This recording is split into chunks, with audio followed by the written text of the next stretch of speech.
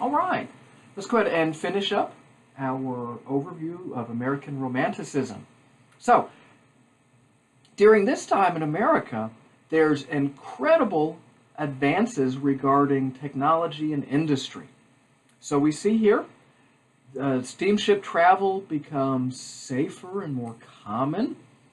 Then this is where we have the railways, like we saw in the picture regarding Columbia, Manifest Destiny, just starting to move all over the American wilderness.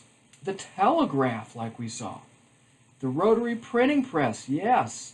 And so what happens is that we have phenomenal growth of cities.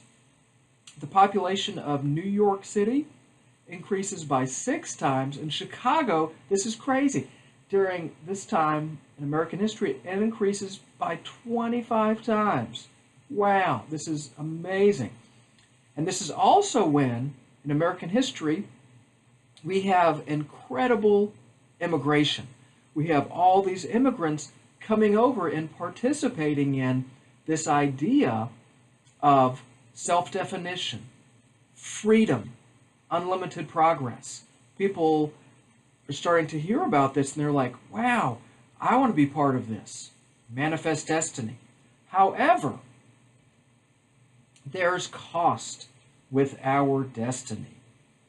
This is also the time in America where the Native Americans are moved out from the east. This is the Trail of Tears, if you'll remember that from your study in American history.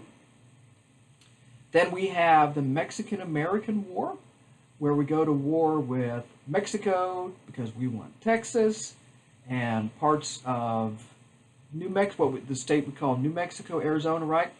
This is going on during this time as well. Time to be shocked, everybody. The slave population reaches 23 million, which is 35% of the U.S. population. Yes, 1 out of every 3 Americans is property. So, what's going to happen with this? What's going to happen when we reach this threshold here? Well, we have the Fugitive Slave Law, which the Supreme Court ruled that if an escaped slave, goes from south to the north, right, slave state to a free state, that person was not a person, that person was property and had to be returned. So this fuels the abolition movement and the Underground Railroad. So we're headed towards the Civil War. In the 1859 Harpers Ferry, John Brown, with Harpers Ferry, tries to seize weapons and ammunition to lead a slave revolt. When we look at the characteristics of American Romanticism, one of the things is we'll be examining the nature of good and evil. And this will give us a look into the Gothic as well as ambiguity.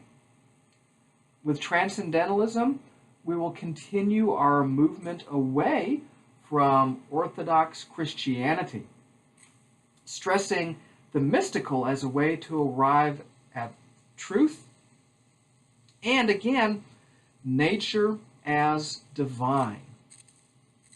One of the key characteristics, country over city, the frontier, is viewed as the place to be, with the cities being crowded and dirty.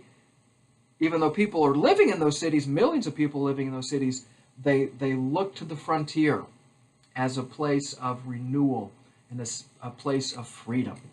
As we saw earlier, the sense that emotions are more important and valued more than reason. Distrust of science and technology.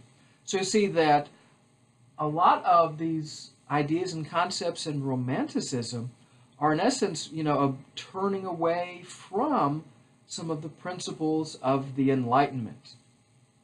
Also, equality among all, abolition, freeing of the slaves, and above all, the individualism.